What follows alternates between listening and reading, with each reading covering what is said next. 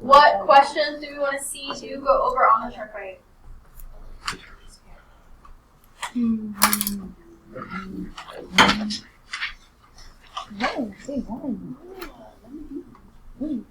don't even know. We don't need to do one. Oh, we know. Remember? What number is it? Wait, it was 3. My bad. 3 and 4. Easy. Exactly. So, yes. 3 and 4, and we'll do 2.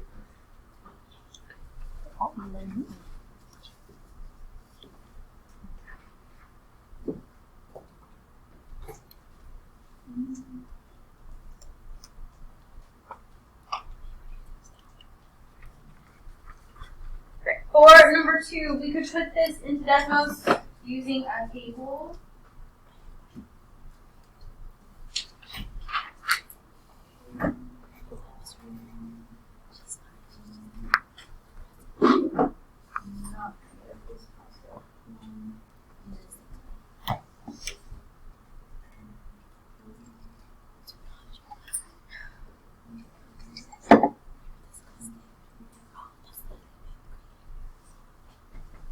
So as I'm looking at these points, I see that they don't form a line that goes through the origin. It kind of looks like half of it is making a curve, but not both sides. But if I check it algebraically, if I'm dividing 4 by 2 is 2, 6 by 3 is 2, negative 8 by 4 is negative 2. So not direct. And if I multiply them, I get 8, 18, so not inverse either. It is neither. And if you're not showing the dividing or multiplying, make sure you said that you did it in Desmos or in the graph. Questions on that one? Or number 3, this one you could really just use the graph. What is the equation of this line if it's shifted down to and reflected? So going back to your linear transformations, this original equation is y equals 2/3 x plus 3. If it was reflected, the slope would change directions and make it negative. And if it was shifted down to, the y-intercept would move down to. So now that plus 1. So the equation would be y equals negative 2/3 x plus 1. You can do that physically on the graph, right? Like on that graph. Yeah. Yeah. Okay. And then number 4, this is really just combining like terms. Adding the 2 together, there's only one set of like terms. So this would be 5x to the 3rd minus 6x squared plus x minus 10. If you wanted to double check yourself in Desmos, you could put in the original, put in your final with capital X's and add the slider and see that the decimals are the same. Questions there? Make sure your name is on your answer sheet and go ahead and pass that up.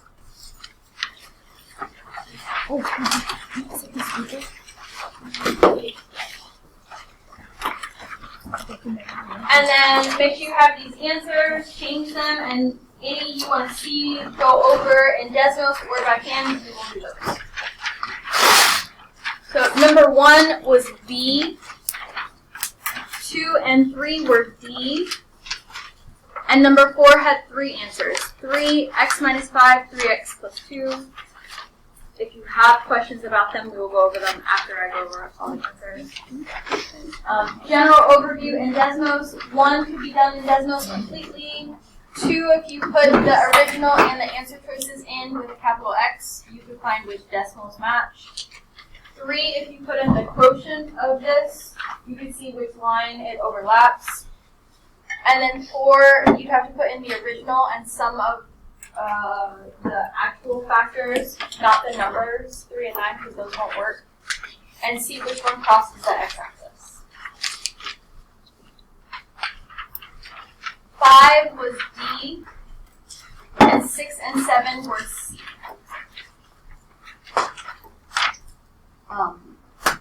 These are going to be what we talk about today. But you could have also used the slider trick in Desmos. Or for number 6 and 7, just put in the original and saw which one matched with decimals. For these two, 5 and 6, there would have been 2. Whichever one was most simplified, so I think the 2 answer choices for 5 were B and D. 20 has factors that you could break down, but 5 does not, so that's why D was the answer. And for 6, C and D were the answers. 16, again, has factors that could be broken down, but C does not. Do we have questions on any of those? Want to see any of those in Desmos?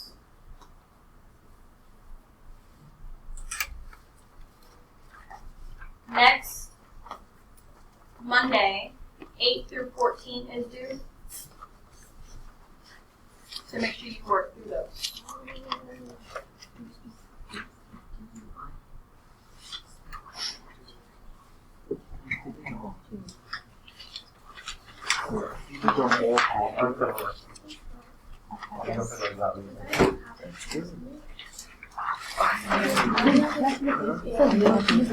Alright, everyone should have these notes in front of them.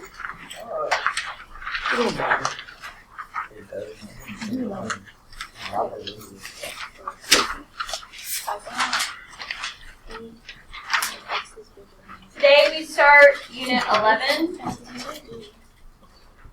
And then by Wednesday of next week we're starting Unit 12. So we're going to talk about different parts of the radical. Go ahead and write these in. The nth root of a number a can be written as the radical expression, the nth root of a, where n you usually see as the square root or the cube root, but it could be anything. N is your index, and then we have the radical, and anything underneath the radical is the radicand. If you don't see an index number, assume that number to be 2.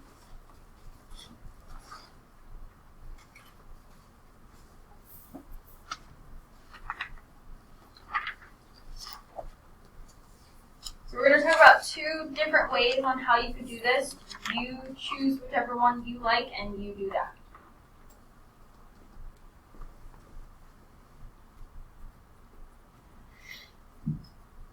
The first way to do this is to use your perfect squares. In order to do that, we have to know what they are. This note up here is if you are solving with radicals, which you'll do in Algebra 2, you'll get a plus and a minus version. But in this case, we're only going to talk about the positives. So we're going to list out the first 12 perfect squares. The first 12 is a good amount to know. If you want to know more, 15 is great. 20 is amazing. You would probably know all of them if you know all 20. But 12 and 15 are good. So tell me what 1 squared would be. 1. 2 squared. 4. 3. 9. 4. 16. 5. 25. 6. 36. 7. 49. 8. 9. 81. 10. 100. 11. 121. And 12. 144.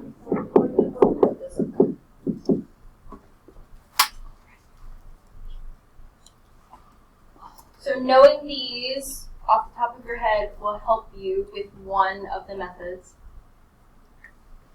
Now if we have the square root of a perfect square, you just take whatever that square root is. So like the square root of 16 is 4. If I had something like number 2, the square root of 121 is 11, and I multiply that by 2. This one is not one up there that we know, but you could take the square root in your calculator of 289.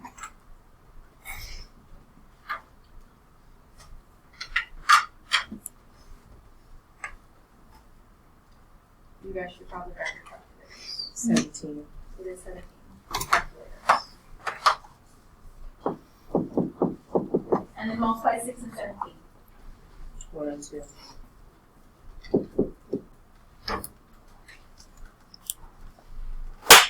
So So if you have a perfect square underneath the radical, if your perfect square is the radicand, then just simplify.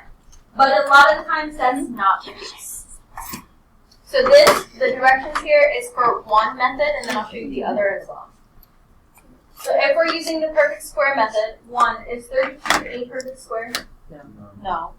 Because if you put it in your calculator, you get decimals. So we want to find the highest perfect square that we could divide 32 by. Cool. That works, but it's not the highest. 16. So I'm going to split this up to the square root of 16 and the square root of 2. The 16 times 2 will give me 32. We know the square root of 16 is 4. And I would just bring down that square root of 2, or root 2. And I could check this in the calculator or in Desmos if I type in the square root of 32.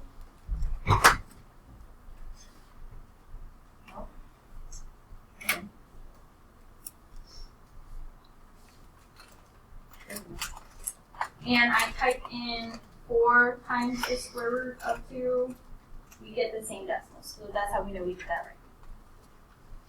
Questions on the perfect square method so far? So if you like that method, continue with that.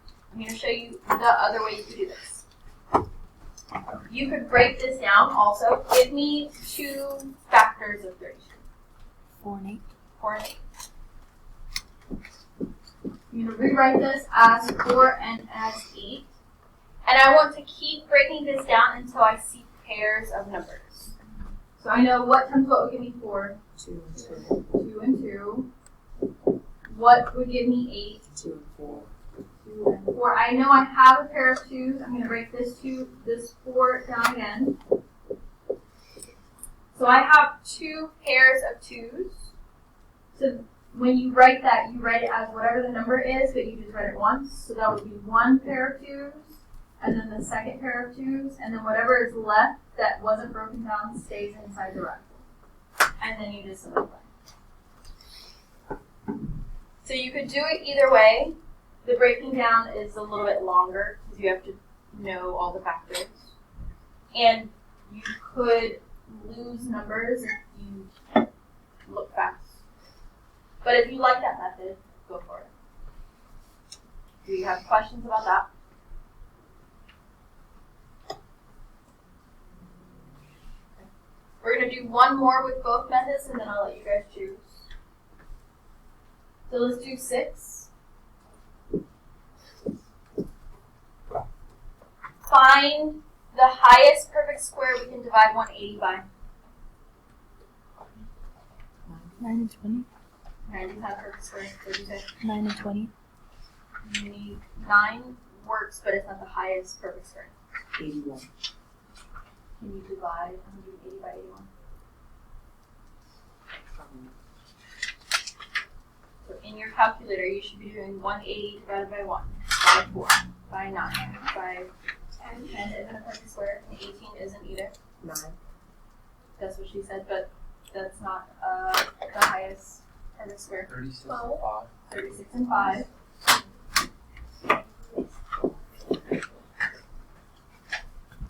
The square root of 36 is 6. So our final answer would be 6 times the square root of 5. Now, if we were to take some of the other numbers you guys were thinking about, let's say 10 and 18. Actually, let's do, what was it, 9 and 20? Because you could break it down completely. You could also do a half and half. Because we know the square root of 9 is 3. But 20 we can break down, and we're going to break that down as factors. Give me 2 factors of 20. 10 2. 10 and 2, 4 and 5 would also work. It doesn't matter. And then let's break down 10. 5 and 2. Okay. So we have that pair of 2s that would come out. The 3 would already be out because we took the square root of that number. So then it would be 3 times 2 with that 5 left inside. So you could break it down completely. You could find a perfect square that's not the highest and do that and break it down. It really depends on the numbers you choose. Do we have any questions so far?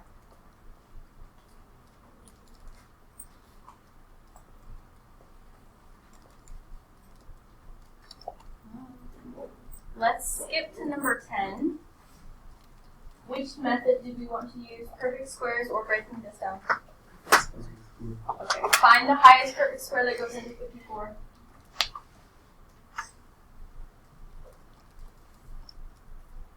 96. 96.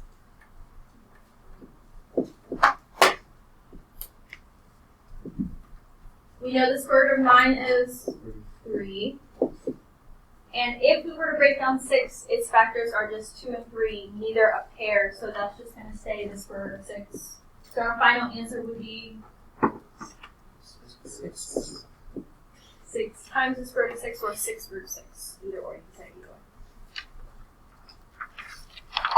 Do we have any questions on 10, or are there any others that we skipped over on this page that we want to see do go over and have questions about?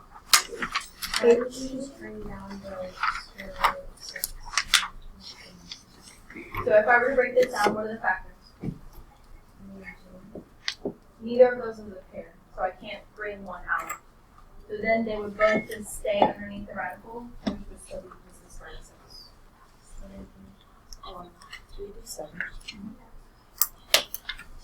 Alright, for 7, perfect squares are breaking that down. Perfect squares. Find the highest perfect square that goes into 147. 7 and 21. What did you say? 7 and 21. 7 and 21. Neither of those are perfect squares.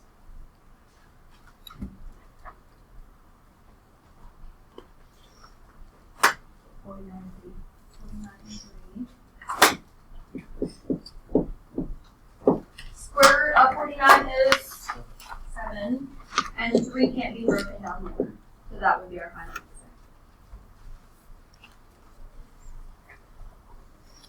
Go on to the next page. Miss Laura, how do you type the square root like into a calculator? It's going to be right here. The second, that one.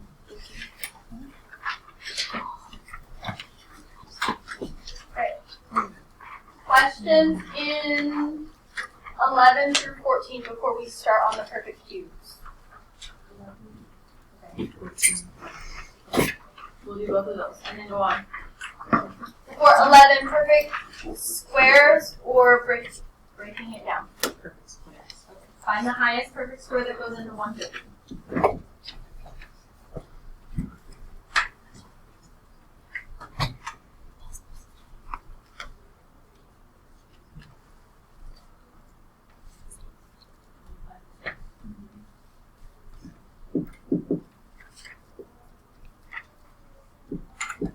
Square root of 25 is 5. 5.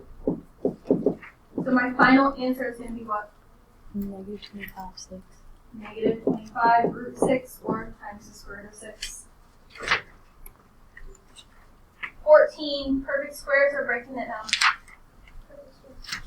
And as we're doing perfect squares, if you still want to try breaking it down, go for it. Find the highest perfect square that goes into 128.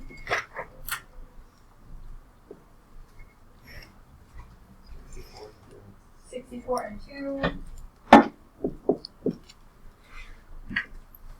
The square root of 64 is 8. So our final answer would be 64 root. Oh, we did 12 and I meant to do 14. Sorry, so let's still do 14. My bad. So find the highest perfect square that goes into 384. That's really what I meant to do? I don't know.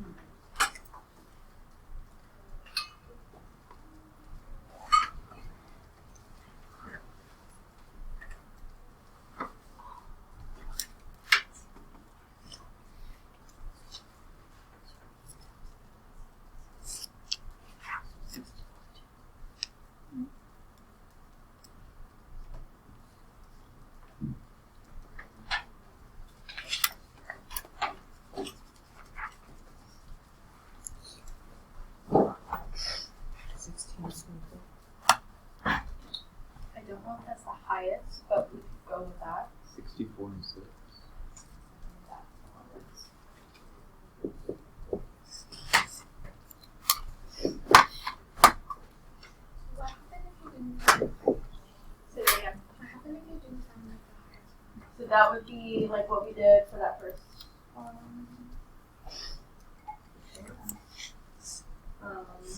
In this example, when we didn't find the highest, we found the square root of this, but then we had to break down the other number. And you'd have to do that. Okay, square root of 64 is 8. So our final answer would be 32.6. 32 times the square root of 6.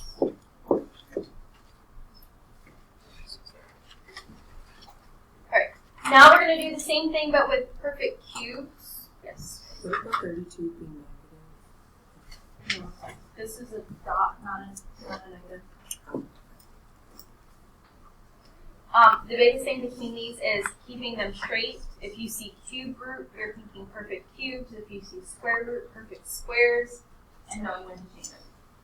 So in your calculator, to find your cubes, if you don't already know them, you can do the number and use the caret, the hat, whatever you call this, for your exponent, or do the square and change it. So 1 cube would be 1 times 1 times 1. 1. 2 cubed. 8. 3 cubed. 3 times 3 times 3. 27. 4. 32. What did you say? 64. 5. 125. 6.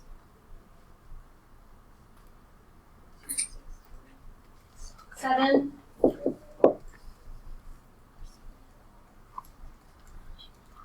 340. 8.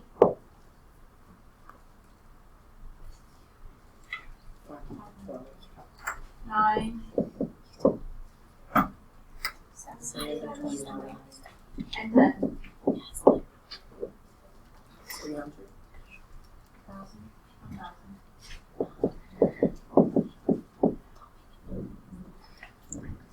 So knowing up to 10 really should get you all the answers you need for perfect cubes. You could know more than this, but this is a good amount because the numbers are so high. Just like with your perfect squares, if it is a perfect cube root, you can just take whatever that is. So number 16, the cube root of 343 is 7. And you would multiply 5 and 7.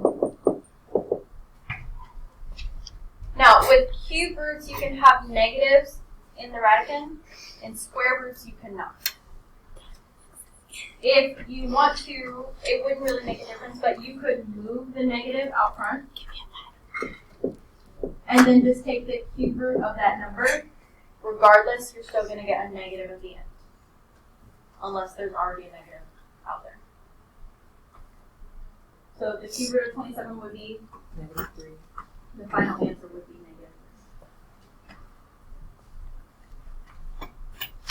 Right. And then just like your non-perfect square roots, you might get non-perfect cube roots. So let's try 19 first. Is 40 a perfect cube? No. So we have to, I'll show you both methods again. Find what's the highest perfect cube that goes into 40. And be careful that you're not mixing up the perfect squares and perfect cubes here. 8 would work. I just need to put 40. So we have the cube root of 8 and the cube root of 5. And the cube root of 8 is what? 2. Leaving the cube root of 5. So you can put that in parentheses if you want, or leave a little space like I just did. So it doesn't look like 2 cubed times the square root, but 2 times the cube root. Questions there? Your breaking it down method, give me 2 different factors of 40.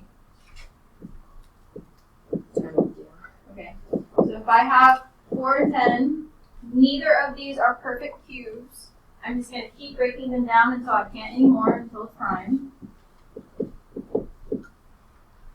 And then you're looking for groups of 3, not pairs here.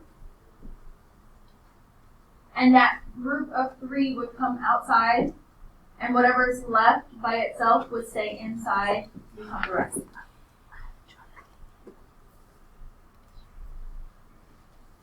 So if you like the breaking it down method, go for that. If you like the perfect cube method, do that. We'll do both methods one more time. Let's skip 20, go to 21. Find the highest perfect cube that we can divide 432 by.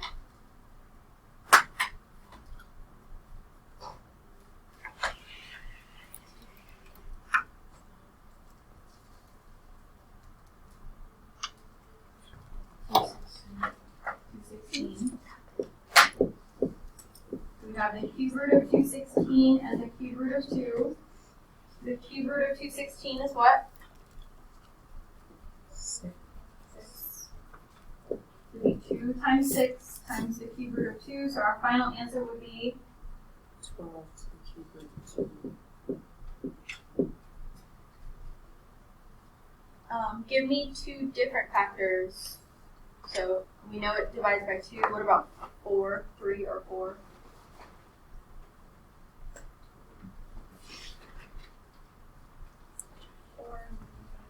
4 and what? 108.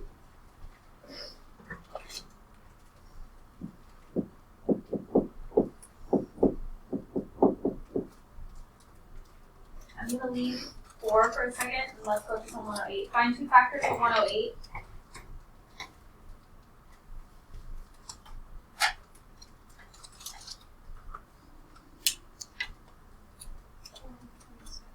Say that again. 4 and 27. Okay, factors of 27.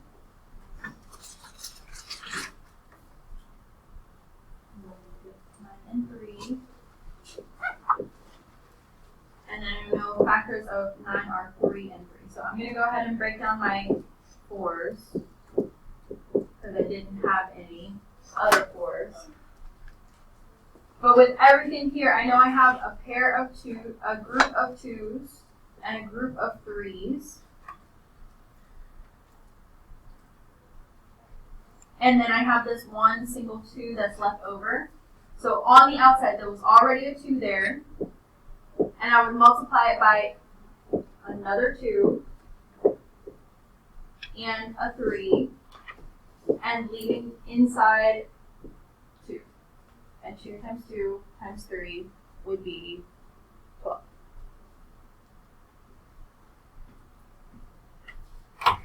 So it works either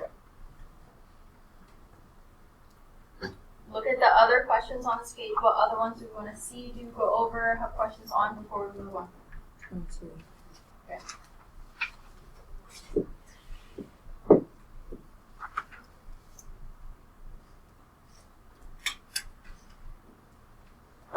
Negative 425 or 2. Yes, I could also just move the negative out. So either way, you can make it negative 125, or you can make move the negative out.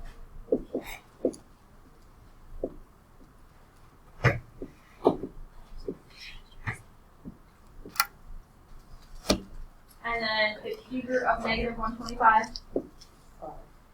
it would be negative 5 if you kept the negative, but if you moved it out, then it would just be 5.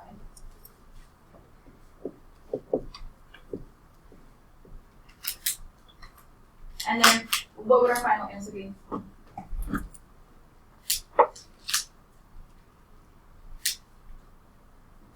10 to cube. 10 times the cube root of 2. So we haven't done this in a while. I'm going to put the original and our final answer back in the calculator just to check it. Negative 2.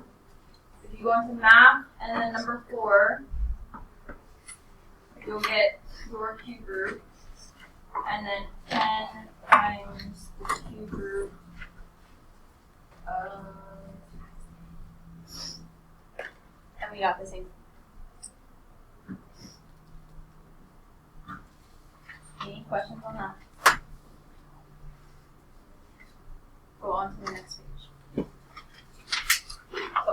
nice ways. Not only do you have to do what we were just doing with cube roots and square roots of numbers, but you also have to do this with variables.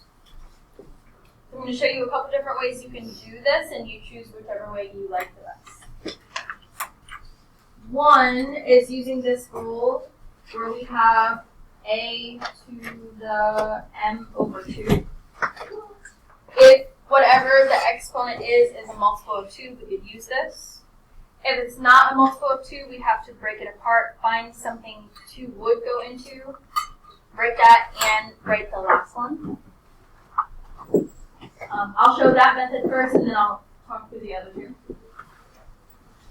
So for this one, I see this is a multiple of 2, so I could rewrite this as x to the 2 over 2.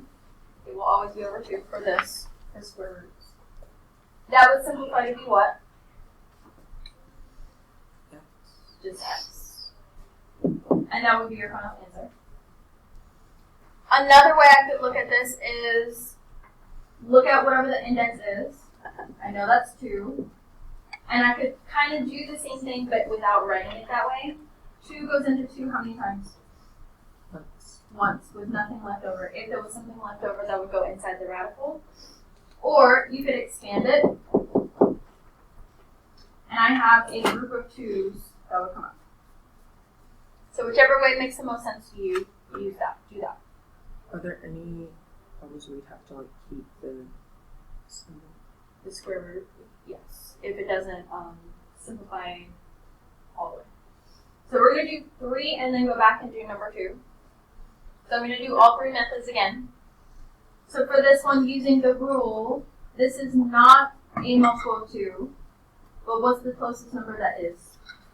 4. So I could make this n to the 4th, the square root of n to the 4th, and the square root of n. And then I could rewrite this n to the 4th as n to the 4 over 2. And when I simplify that, that would become n to the second power. So using the rule, I can do it that way. That shows probably the most work. If I know my index is 2, 2 goes into 5 how many times? Twice. So that would be n squared on the outside with how much left over? 1. With 1 left on the inside. So you can do it that way with there's no work. Or you could expand it.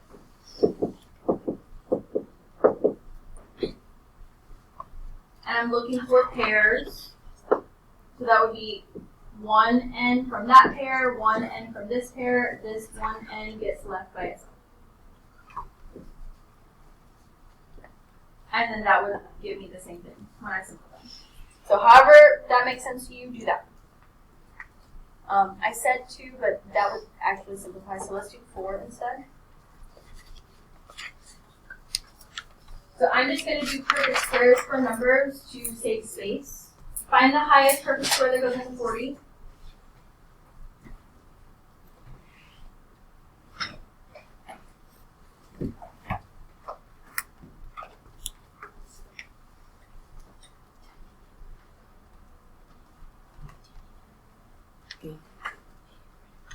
It's not a perfect square.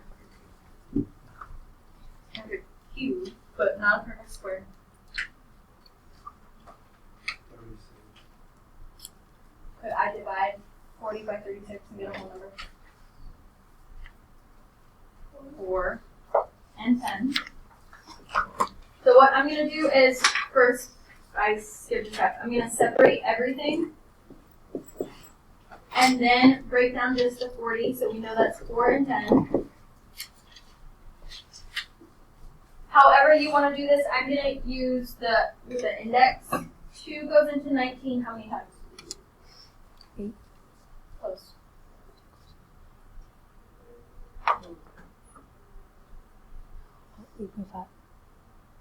It would need to be a whole number.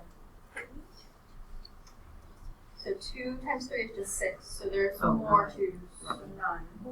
So that would be a to the 9th with how much left over?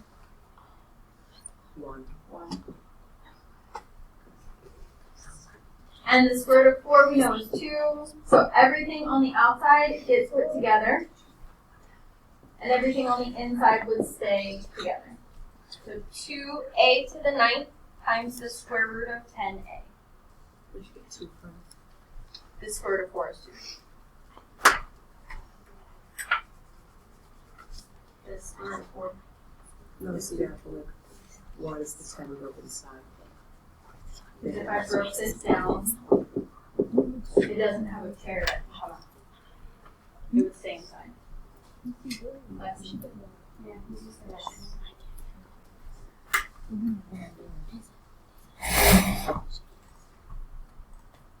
Other questions there before we continue?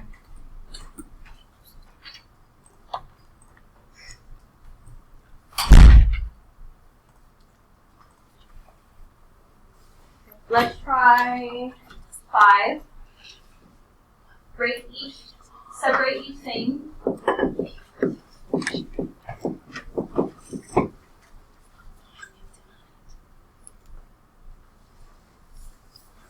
Square root of 25 is what? 5. 5, so that would just be 5. 2 goes into 6 how many times? 3. 3, so that would just be x to the 3rd. 2 goes into 13 how many times? 6. 6, so that would be y to the 6 with how much left over? 1. 1. So our final answer would be 5x to the 3rd y to the 6th times the square root of y. You would just write it closer together. So in Desmos, you would just use the slider trick to check yourself. Capitalize your x's and y's or use different variables. In your calculator, you can't use your variables. You can check the numbers piece, but you can't check it with the variables.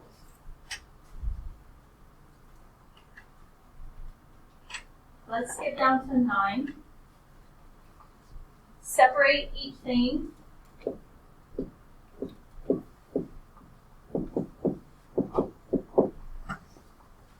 Find the highest perfect square that goes into 320.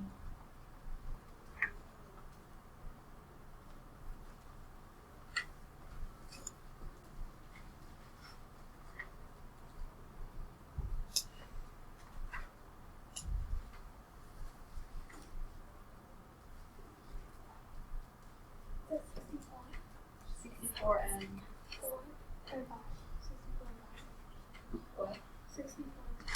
5.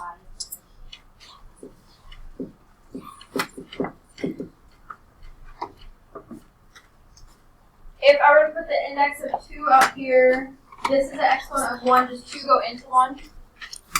No, so I can't simplify that. That one's just going to get brought down. 2 goes into 4 how many times? Twice. So that would be y squared. Lady, stop talking. The square root of 64 is 8. So we have 8 times 8 times y squared, and on the inside of the radical, 5x. And then our final answer would be 64 and 64 y squared times the square root of 5x.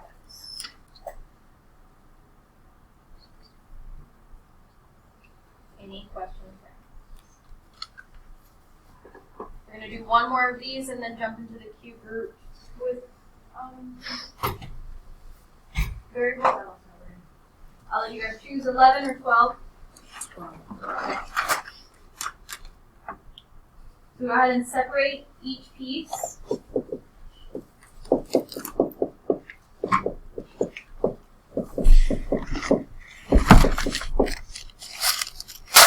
We know the square root of 124 is 12. 2 goes into 16 how many times? 8. 8. So x to the 8th. 2 goes into 10 how many times? 5. 5. So y to the 5th. And 2 goes into 7 how many times? 3. 3 with how much left over? 1. So z to the 3rd times the square root of z. So what would our final answer be? -60 x to the y is You didn't catch that. -60 x to the 8th, y to the 5th, z to the 3rd times the square root of z.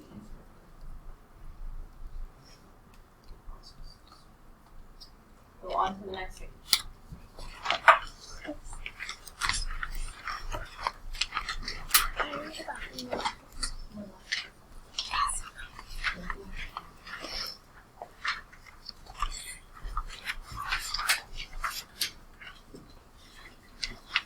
Alright, so I'm going to start off with the three things again.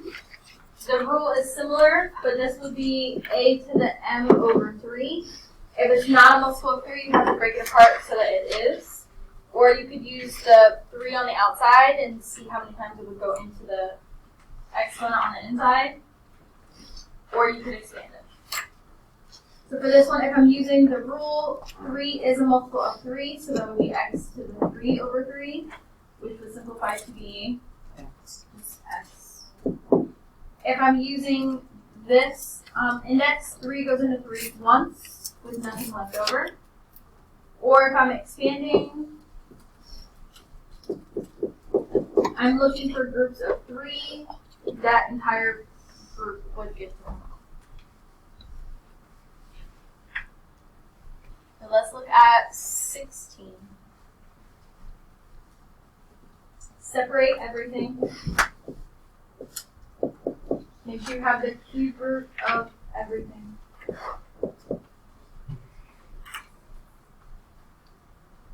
Find the highest perfect cube that goes into 40.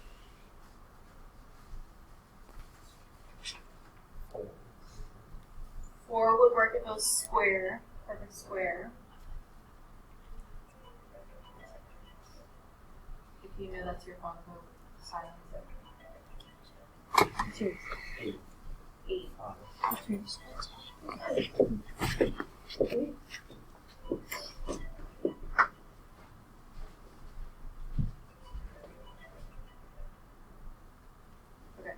And then 3 goes into 16 how many times? 5. With how much left over? 1. So w to the 5th times the cube root of w.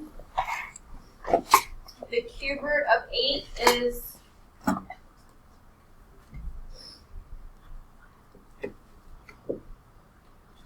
2.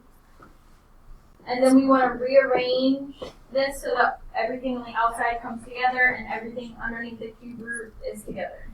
What would that final answer look like?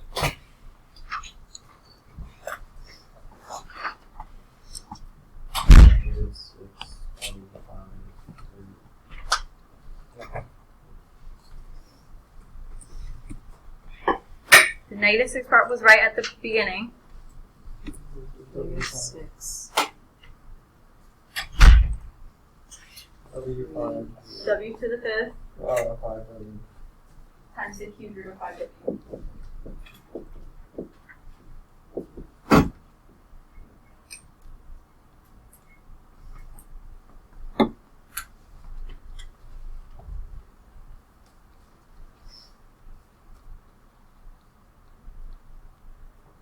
Look at the remaining problems. Which ones do we want to see you go over and have questions on? 20 and 22. What number did you say? 22. And then after that, you guys will have time to practice. So let's separate everything.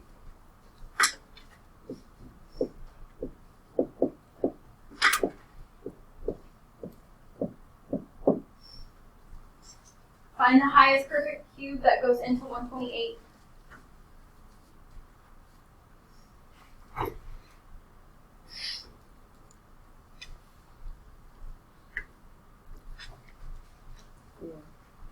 And 64. Not 4 and 64, but 64 and Oh, 2. 2. 3 goes into 9 how many times? 3. 3. So that would be a to the 3rd. 3 goes into 21 how many times? 7. So that would be b to the 7th. The cube root of 64 is not 8, sorry, No, that's the 4. square root of 64, but 4.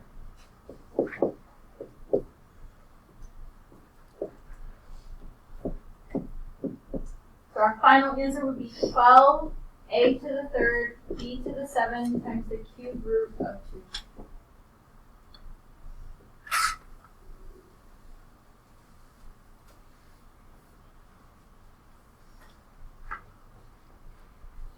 Any questions on that one before we do this last one?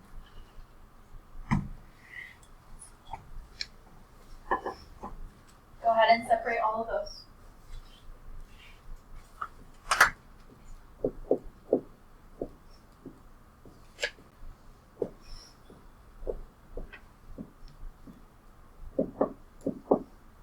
Find the highest perfect cube that goes into 192.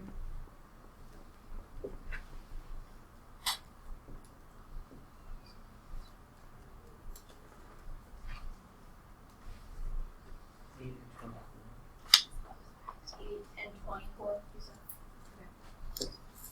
I'm going to say there's one higher. 24 can be broken down because of 8.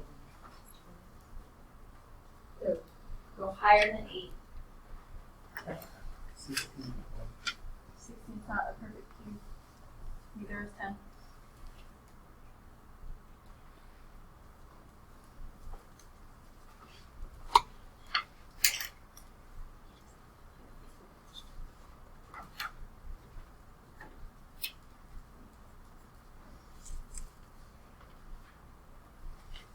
Five, 27, 64.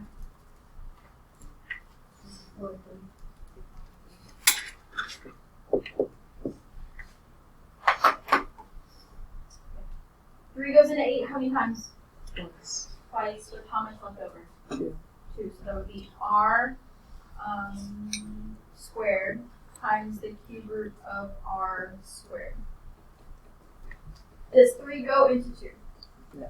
No. So that one's going to stay the same. This cube root of s squared.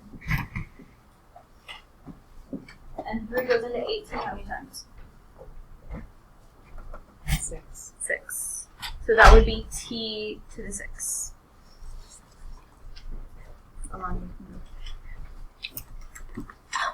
Can I go after one?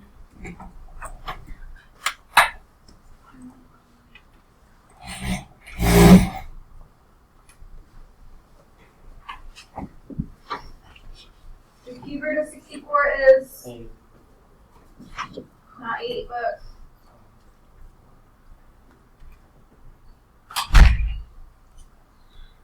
4.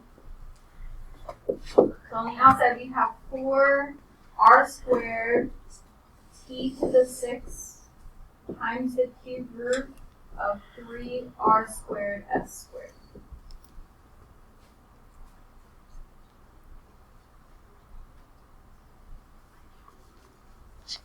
For the remaining time in class, you could be working on practice from these notes. The Delta Math on this that's due Friday. Past Delta Math. Your SOL Testnav practice that's due Monday. Your JLab. You have plenty of things to be working on, so you can library.